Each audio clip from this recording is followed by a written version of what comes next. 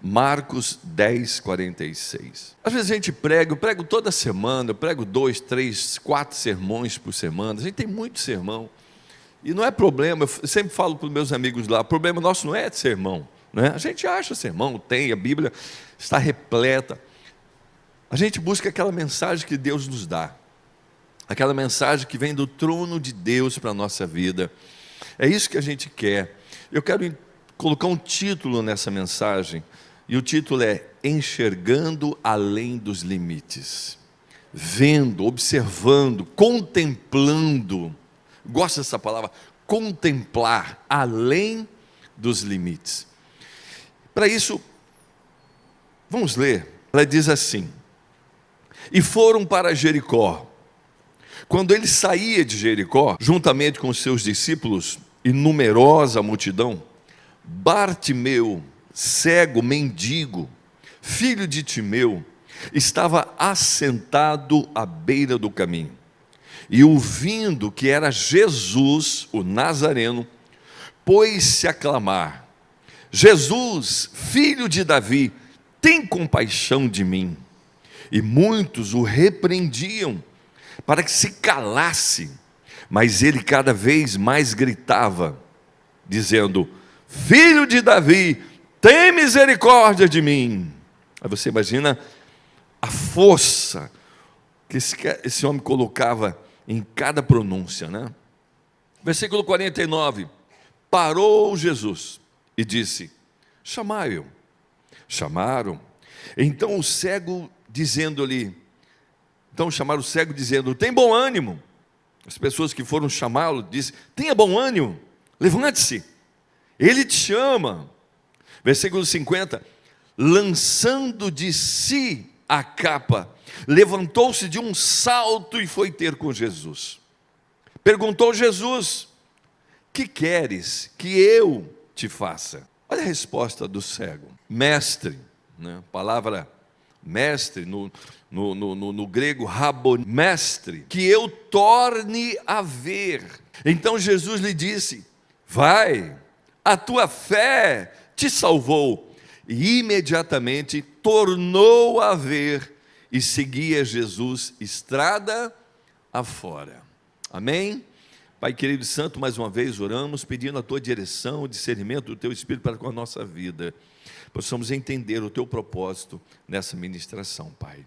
Amém? Tornar a ver. Quando eu li esse texto, e essa palavra eu acho que ministrei umas 2 semanas atrás, a gente vai lendo a Bíblia e nós estamos numa campanha de ler o Novo Testamento até dia 31 de dezembro deste ano. Toda a igreja, eu conclamei a igreja, vamos ler o Novo Testamento. E o pessoal está lendo. E a gente vai lendo. Quando eu passei novamente por esse texto, agora há poucos dias, eu percebi esse tornar a ver. E tornar a ver é uma coisa tão gloriosa. Há pouco tempo atrás eu tive um problema num dos meus olhos e fui no oftalmologista e a médica me encaminhou para o outro. Eu cheguei, fiz uns exames, ele disse: olha, está complicado o negócio aqui. Tive que fazer laser imediatamente naquele momento que eu cheguei. E foi uma tensão que a gente não sabe o que pode acontecer. Eu passei alguns dias angustiado. A gente acordava assim com aquele coração apertado, falando com Deus: Senhor, meus olhos estão em tuas mãos, minha vida está em tuas mãos, literalmente. E graças a Deus, depois de um mês, eu retornei, já estava bem melhor. Tive agora recentemente, essa semana, a médica já falou para mim: não precisa usar óculos para longe, só de perto, mas deu uma aumentadazinha, né? Normal, um cara de 60 anos tem que ter um óculosinho para ler, né? Tirando aqui o nosso irmão de 90, né? Que bom, que benção. Mas, o que eu estou dizendo? Eu queria ver, queria voltar a ver. E graças a Deus, tudo foi clareando, tudo foi voltando ao normal. Eu imagino a situação desse homem. A Bíblia diz que ele pediu a Jesus para tornar a ver. Isso fala o meu coração, que um dia esse homem perdeu sua visão. Um dia esse homem parou de ver, deixou de ver, passou por algum trauma. Imagina 2000 anos atrás, quantas infecções, qual a dificuldade que as pessoas tinham. Hoje nós temos oftalmo, temos hospitais maravilhosos, mas naquela época não tinha. Mas não só nessa questão de de oftalmo, de olhos, mas na questão de voltar a ver. Nossa caminhada como cristão, nós temos encontrado muita gente na estrada, que um dia viu a glória de Deus, um dia percebeu, sabe, esteve no ministério, esteve envolvido com a igreja, esteve maravilhosamente no altar, tocando, cantando, mas perdeu a visão. E a visão se perde quando nós, nessa nossa jornada, como Bartimeu, começamos a dar espaço para algumas coisas da nossa vida, lamentações, reclamações, decepções, alguns tiros no pé que nós mesmos nos damos, alguns, como diz, propósito que nós queremos fazer, que as nossas pernas não alcançam, nossos braços não alcançam, e a gente acaba frustrando com pessoas de igreja, fora de igreja, com pastores, com ovelhas. Nós conhecemos muitos pastores que hoje estão decepcionados. Conheço os pastores hoje que não deixam o altar da igreja porque eles vivem, comem, disse aqui. Se descer do altar, vai ter que procurar o que fazer e não sabe. Pastores com idade avançada nós conhecemos. Conhecemos ovelhas que estão na igreja porque tem os amigos na igreja, mas já não tem mais aquela paixão pela igreja, já não é aquela coisa que vive a comunhão, tem o prazer de vir, alegrei quando disseram vamos à casa do Senhor, mas estão na igreja por uma questão de hábito, uma questão de comodidade e conveniência. Essa palavra me desperta. Nós não fomos chamados, nós não somos chamados para ficar à beira do caminho. A igreja de Cristo, como bem disse aqui o pastor Ricardo, nós somos a diferença. Nós somos aqueles que Deus conta para mudar esta geração. Nós somos instrumentos poderosos de Deus contra este inferno que está aí fora.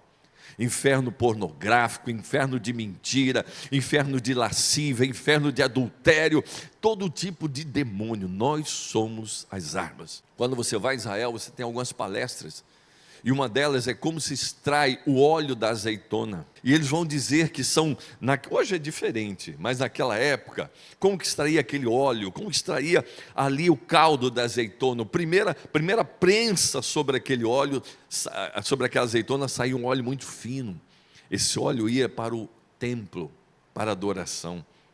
Aí colocava-se mais uma pedra, o segundo óleo saía, ele ia para a alimentação. Terceiro óleo ia para a iluminação, e o quarto óleo com uma grande pedra ainda mais esmagando aqueles restos ainda de azeitona, saiu um óleo grosso, com aquele caldo, com aquela farofa da azeitona, eles faziam sabão, limpeza. Nós também somos assim, nós somos essa azeitona, que somos prensadas, que somos misgalhadas pelas coisas da vida, mas para produzir óleo, adoração, alimento para o mundo, luz e limpeza. Nós somos esse óleo. E eu vejo na vida desse moço algumas coisas que eu gostaria de compartilhar com vocês. Não quero me alongar muito. Primeira coisa, a gente precisa deixar algumas coisas para trás, para sair da beira do caminho e voltar a ser um instrumento de Deus nesse mundo. Nós precisamos de alguma coisa. Algumas coisas. Primeira coisa que eu vejo no texto, ele ouviu dizer que Jesus estava passando por ali. Ele deixou algumas coisas. A primeira coisa que ele deixou são as suas próprias convicções, os seus próprios achismos. Ele deixou o que ele ouviu falar para ter as suas próprias conclusões acerca de Jesus Cristo. Hoje se diz tanta coisa de Deus, tanta coisa de Jesus, tanta coisa de igreja, e muitas delas é tudo mentira. Querem desmoronar, querem tirar o crédito da palavra de Deus. Esse homem, quando ouviu, ele tirou todos os outros conceitos e disse: eu quero ver esse Jesus que está passando aí. Ele agora fica com seus... Ele não enxergava, mas ele ouvia. Ele usou o que tinha, ele tomou posse daquilo que ainda estava sob suas mãos, seu controle. Ele diz: eu quero estar com ele. Muitas vezes nós somos impossibilitados, somos feridos, machucados, deixados à beira do caminho, mas nós precisamos colocar em ação aquilo que ainda temos. Quando Moisés clamou a Deus, Deus disse para ele: o que você tem em mãos aí, Moisés? Ele disse: eu tenho um cajado, toca na água. O que nós precisamos para mudar, Deus já nos deu. Deus já nos deu o suficiente. Deus já nos deu as condições de fazermos algo para começar a mudar a nossa situação. A nossa situação.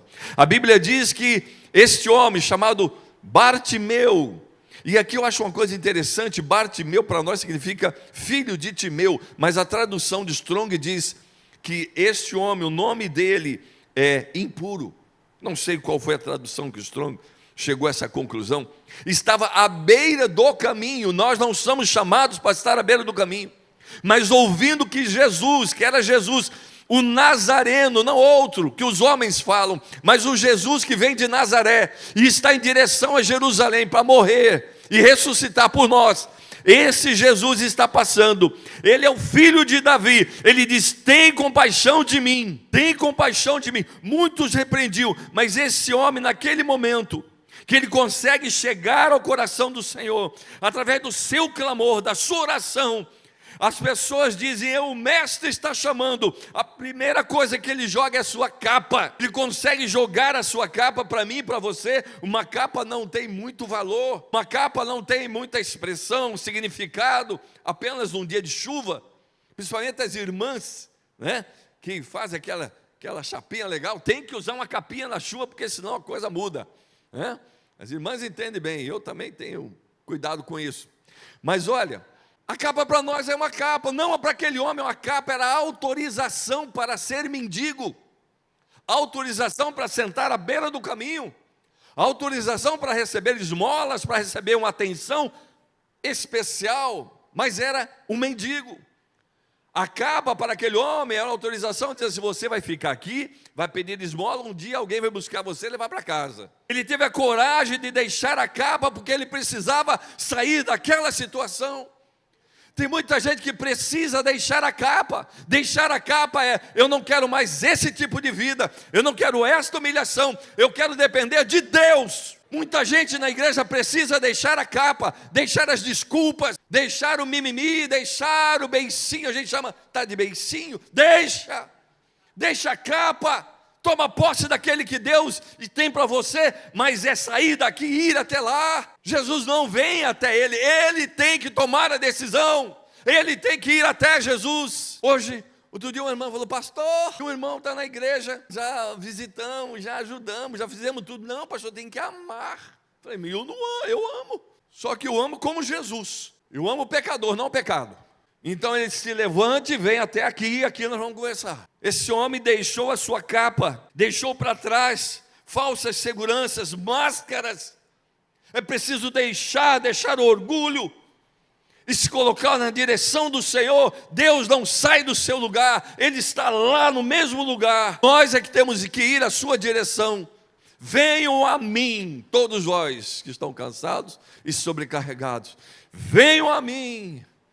Aquele homem deixou a capa, aquele homem deixou aquele lugar. Ele podia dizer: não, mas eu não posso sair daqui, eu conquistei esse lugar, eu paguei para alguém para estar aqui, esse é o meu lugar. Se eu sair, alguém senta, saia daí. Deus não quer você nesse lugar de humilhação, de vergonha, de pedinte. Ao contrário, diz a palavra do Senhor: melhor é dar do que vir a receber, melhor é ofertar, melhor é contribuir, melhor é agir. Aquele homem precisava deixar aquele lugar de humilhação. É preciso deixar lugar de humilhação. A igreja não foi colocada em lugar de humilhação, a igreja foi colocada sobre cabeça, foi colocada como instrumento de Deus nessa terra. Eu tenho dito para o meu povo: nós somos instrumento. Este mundo está em pé por causa da igreja. O dia que a igreja foi tirada daqui, isso vai virar o caos. E deixou a capa, mas não deixou só a capa, deixou aquele lugar. Deixe esse lugar. Talvez custou alguma coisa para você, talvez você tenha alguma coisa nesse. Tem gente que gosta de sofrer, tem gente que gosta de ser chamado de coitado. Ô irmão fulano, coitadinho. Que coitado? Na minha terra diz: coitado é rato que nasce pelado, não é? Nasce peladinho, coitadinho. Não, nós não. Nós somos o filho do rei, nós precisamos tomar nossa posição. Aí, à beira da estrada, não é o seu lugar. Onde Deus te colocou, onde Deus te chamou, ali é o seu lugar. Larga essa capa, deixa esse lugar. E outra coisa que ele deixou também aqui: Diz o texto, vou ler para você entender. Ele diz, tem compaixão de mim. As pessoas, Jesus está chamando, o mestre está chamando você. Jogando a sua capa, de um salto se colocou em pé. Você tem que se colocar em pé. Você não precisa de ninguém, você já tem o Espírito Santo. Eu e você, nós temos o Espírito Santo. E o Espírito não é tirado da igreja. O Espírito é dado à igreja para convencer a igreja a se levantar, a se colocar em pé. Ele deixou a capa, deu um salto, foi ter com Jesus. Mas antes disso, as pessoas diziam, fica quieto, rapaz, cala sua boca, você está incomodando. Verso 48, coloca aí, meu querido, versículo 48, é impressionante. Muitos o repreendiam. O problema de muita gente é essa. Para diante da repreensão, para diante da crítica. Você não sabe cantar direito, deu umas 3 desafinadinhas, né? Você vai pregar, fica nervoso, todo mundo percebe que você está nervoso. E lá no grupo de comunhão, na célula lá, não é assim? Ou então no seu trabalho, quem é você para falar de Jesus para nós? Tem muito disso. Tem gente que tem vergonha de andar com a Bíblia. Põe no celular aqui, ninguém vê. Crente 007. Para com isso. Nós somos crente Marvel. Essa aí, estamos aqui, peito aberto. É ou não é? Sabe por quê, querido? Não dá para servir Jesus debaixo de uma mesa. Ele disse que a luz fica sobre a mesa. Nós somos filhos de Deus. Ele pagou um alto preço, não foi para a gente andar escondido, não. Nem ficar sentado na beira da estrada. Ele pagou um alto preço para eu e você nos colocarmos em pé, jogarmos essas capas que o mundo quer colocar sobre nós e falarmos, eu não quero isso para a minha vida.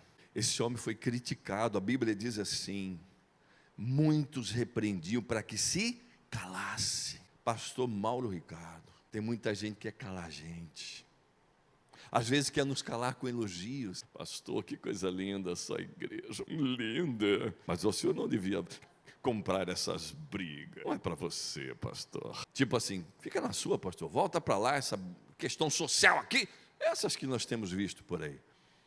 Quer calar a igreja. A igreja não foi chamada para se calar. A igreja foi chamada para proclamar a verdade. E a verdade dói para eles. A verdade nos alimenta, mas dói nos ouvidos deles. Queriam calar esse homem limitado, mendigo, excluído, desprezado. Queriam calar, fazê-lo. Continua aí, rapaz, você está ganhando sua grana, mano. Fica de boa, debaixo dessa capinha aí. Vai que passa alguém, dá uns $10 para você. Aqui não é o meu lugar. Não fique em lugar nenhum por dinheiro. Não fique em lugar nenhum por reputação. Não fique em lugar nenhum por comodismo. Onde Deus nos coloca é um lugar não por dinheiro e reputação, mas por honra. Deus nos coloca em lugares de honra. Deus nos levanta, Deus nos coloca em pé. E esse homem deixou a capa, deixou de ouvir murmuração, deixou aquele lugar que tanta gente... Você acha que muita gente não queria aquele lugar dele? Você acha que outros cegos não queriam? E nós somos tão bênção que quando esse homem sai dali para receber a bênção de Jesus, ele abençoa outro que sonhava com aquele lugar. Nós somos bênçãos. Onde nós vamos, outros vêm para serem abençoados. Ele deixou essas coisas, mas também tomou posse de outras. Eu anotei 3 coisas básicas que esse homem tomou posse. A primeira, ele tomou posse da fé. Ele tinha fé, mas ele estava à beira do caminho, sentado. E sentava assim com a perna cruzada, né? Debaixo da capa, aqui ficava, estendendo as mãos. Passava um, passava outro. Era o trabalho dele, era estender as mãos. Mas dentro dele tinha fé. Quando ele ouviu falar assim, Yeshua HaMashiach está vindo aí. Querido, ele não tinha visão, mas ele tinha movimento. Ele tinha força nas pernas. Ele tinha força nos braços. Ele tinha força no coração, ele tinha fé. Ele disse assim, não, isso não é para mim não. Toma para vocês aí, ó, quem quiser, eu vou lá atrás dele. Cadê ele? Não, fica quieto aí, ceguinho. Fica na sua, ceguinho. Não tá bom? Fica na sua. Fica não. Ele chamou, estou indo. A fé, queridos. Deus deu algo para mim e para você que não deu para ninguém. Efésios 2, 8 e 9. É um dom de Deus. Deus colocou uma semente no seu coração para dizer assim: com isso vai ser suficiente. Sem fé é impossível agradar a Deus. Mas Jesus disse: se você tiver fé, tudo é possível àquele que crê. Isso é a palavra de um anjo que apareceu para Maria, Lucas 1,37. O anjo disse: para Deus, nada é impossível. Se nada para Deus é impossível, eu vou sair desse lugar, eu vou na direção do meu mestre, porque lá no meu mestre tem bênçãos para a minha vida. Glória a Deus, igreja. A igreja tem que se levantar, a igreja tem fé, ninguém tem que ficar com dó de você. Você não é um coitado, eu não sou um coitado, nós não somos um Zé Ninguém, nós somos os representantes de Deus nessa terra. A igreja é a agência de Deus nessa terra, é o céu nesta terra. Não vos deixarei órfãos, enviarei o meu Espírito. O Espírito de Deus está sobre nós. Mas a igreja vive como mendigo, a igreja vive como pedinte, a igreja vive murmurando, a igreja vive sofrendo. Basta, vamos nos levantar, vamos tomar posse da nossa fé. Nós não conhecemos o Deus que nós servimos, nós não conhecemos, estamos vendo uma guerra, o mundo inteiro contra um povo que Deus levantou. Nós veremos o fim de tudo isso, nós veremos o fim de tudo isso. Deus levantou a igreja e disse: as portas do inferno não vão prevalecer contra a minha igreja. Você sabe o que é porta do inferno? Conselhos, autoridades, potestades não vão prevalecer. Se você tem fé, você vai sair desse lugar de humilhação que você está. Se não tem, vai buscá-la. E a fé vem pelo ouvir, e ouvir da palavra de Deus. Não é da cantiga do galo, não é dos coach, não. Coach não gera fé, ele gera ânimo. Fé não é ânimo. Fé remove montanhas, ânimo remove pesadelos, desânimos, daquela animadinha assim, e para ali. Esse homem pegou a sua fé, esse homem tomou a direção de Jesus. Alguém me leva onde ele está? Eu não sei, mas alguém sabe onde ele está? A igreja sabe onde ele está. Nós estamos aqui para conduzir pessoas aos pés de Jesus, que cura. Nós não curamos ninguém não, mas ele cura. Um dia foi um camarada na igreja, para se contar essa. O camarada chegou lá, amigo, desses amigos que aparecem para pregar, rapaz, gente boa, bacana. De repente ele começou uma boa mensagem, aí ele falou assim: Jesus não cura mais ninguém. Eu falei: o quê? E a igreja tem um negócio que olha, quando o pastor fala um negócio meio besta, todo mundo olha para o pastor, né? Tipo assim: quem é esse que você colocou aí? Né? Olha para o pastor. E aí todo mundo olhou para mim e fez assim: calma, daqui a pouquinho pega o microfone. E aí ele disse que Jesus não curava mais ninguém. Claro, o que ele quis dizer, Jesus usa a igreja, eu entendi. Mas eu fiquei assim tão preocupado, falei: cara, quem não entende, quem está sentado lá, Jesus já era, hein? Michou. Não, negativo. Nós temos que ir a Jesus, porque é Ele que cura. Ele pode usar você, Ele pode usar a igreja, Ele pode usar o hospital, Ele faz o que Ele quer, Ele é soberano. Nós precisamos ir a Ele e levar pessoas a Ele, conduzir pessoas a Ele. Engraçado que aquelas pessoas que mandaram ele ficar quieto foram as pessoas que conduziram ele a Jesus. Deus vai usar quem Ele quiser para nos conduzir a Ele. Deus usa quem Ele quer. Deus usa quem Ele quer. E aí esse homem vai eu quero ir na direção de Jesus. Ele lançou sua capa, deu um salto e segurou na mão de alguém e me falou: me leva na direção dele. E foi. Quando chegou, Jesus faz uma pergunta, e essa pergunta é importante. Esta pergunta é importante, porque às vezes a gente faz tudo certo, tudo certinho, tem fé, levanta, pula, alguém nos conduz. Agora chegamos na presença de Jesus, como diz o pastor aqui, nós não reconhecemos o lugar que nós temos diante dele, e a gente começa a pedir coisas, e aí nós decepcionamos Jesus. Quando Deus perguntou a Salomão, Deus disse para Salomão assim: Salomão, está aí, está tudo certo, a coisa está terminando aí, o que você quer que eu te faça? Na verdade estava começando a obra, aquele negócio, construir o templo.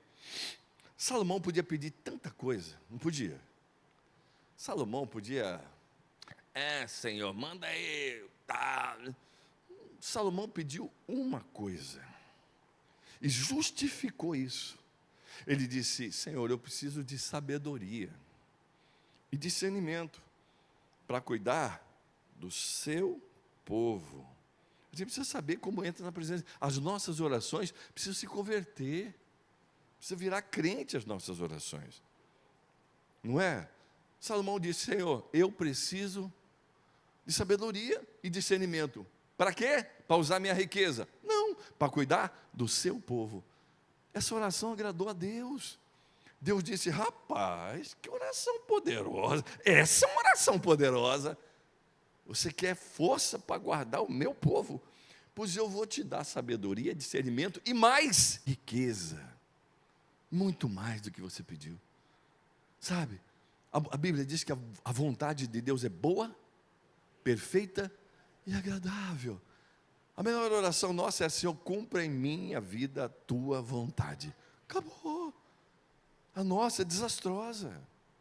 Nosso querer, a nossa vontade é complicada, é circunstancial, nós somos movidos a paixão, nós somos movidos a sentimentos, emoções, é complicado.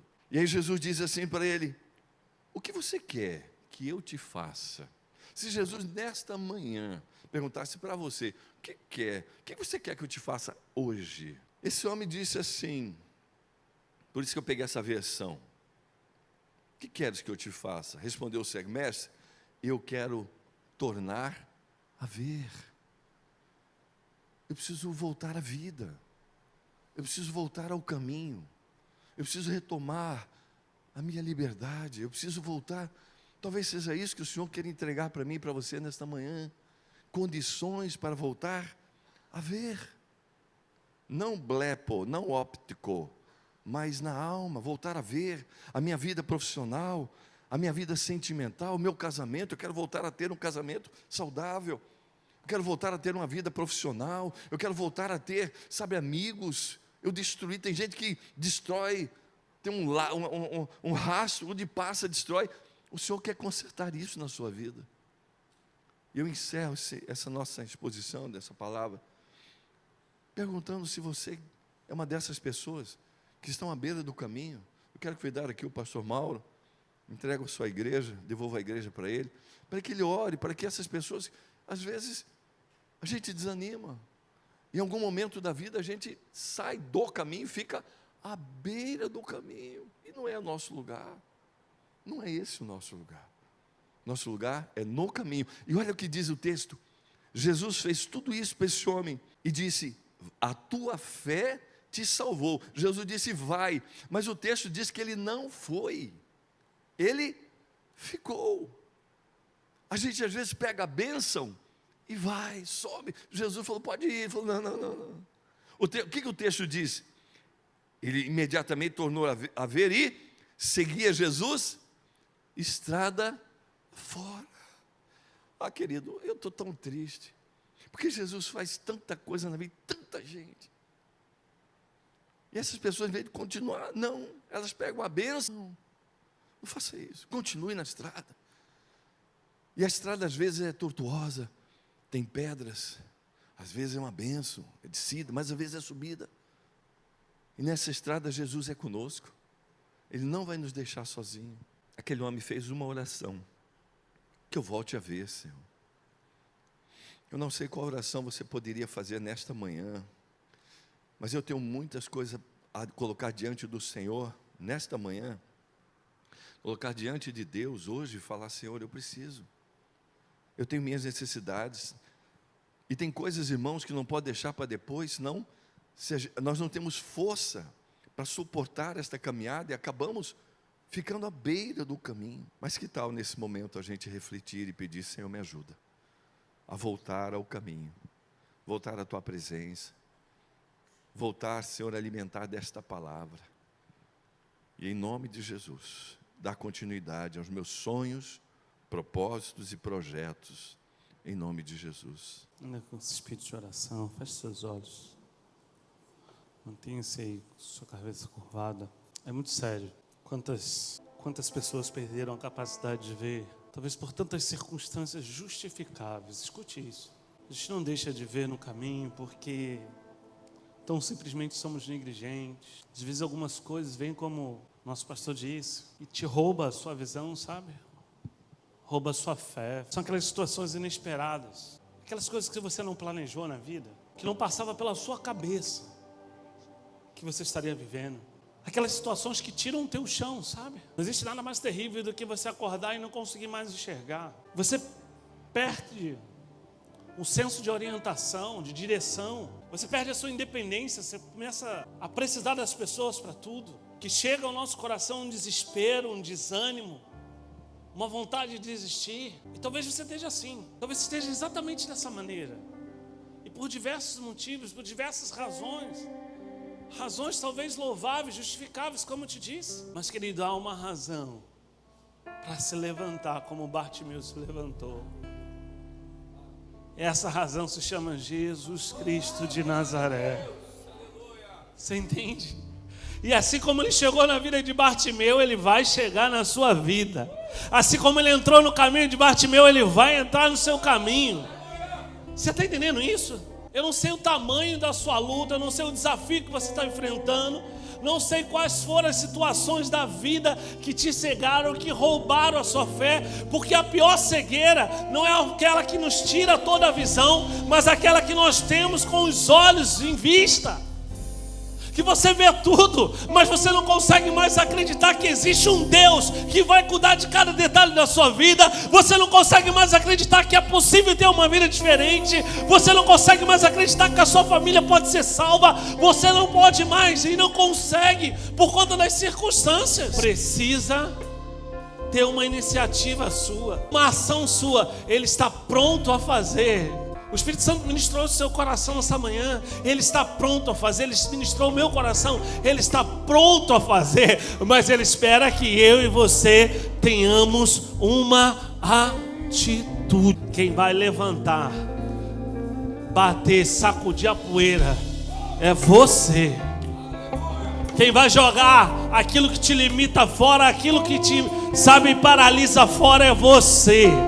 Ele poderia manter a capa e ficar como um pedinte a vida inteira e ter passado a maior oportunidade da vida dele, e ele está no mesmo lugar. Mas hoje o mundo sabe quem é Bartimeu, porque ele resolveu se levantar e dizer: eu vou viver diferente.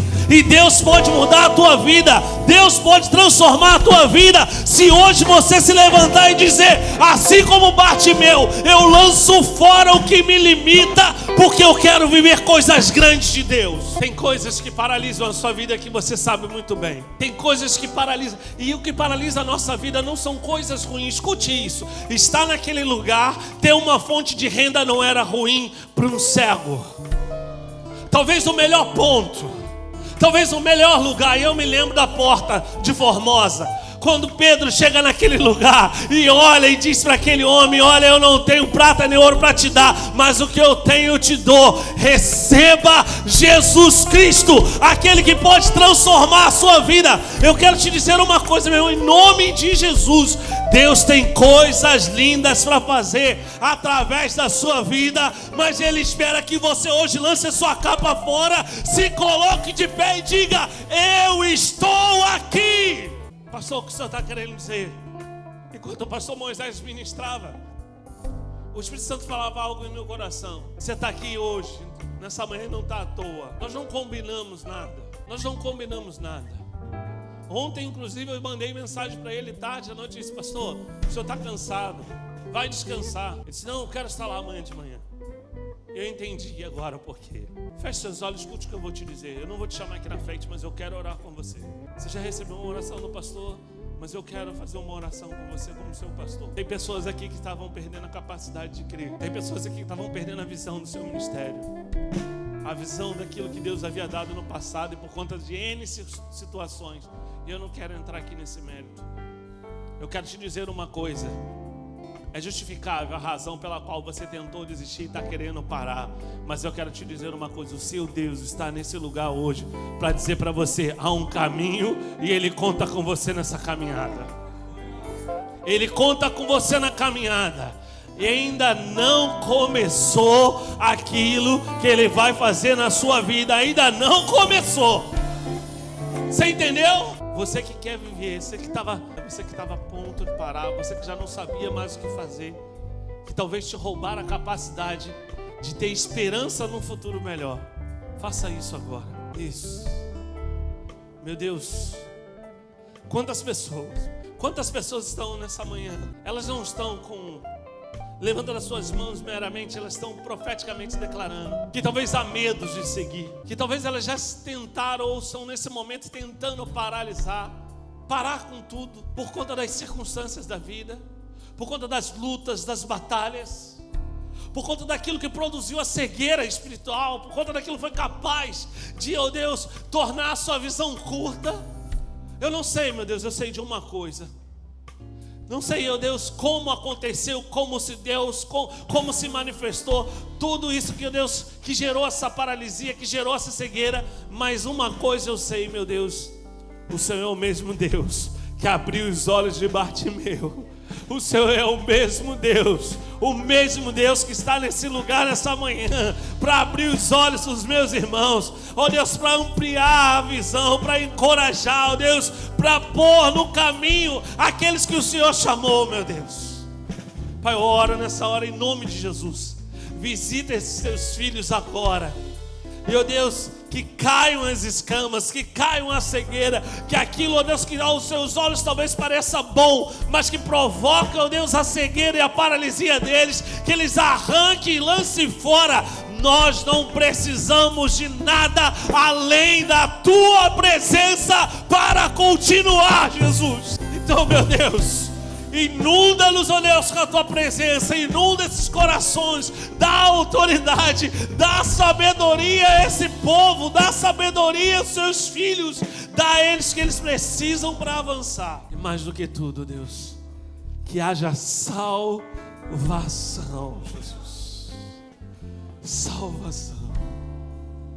Abençoa, Deus, em nome de Jesus.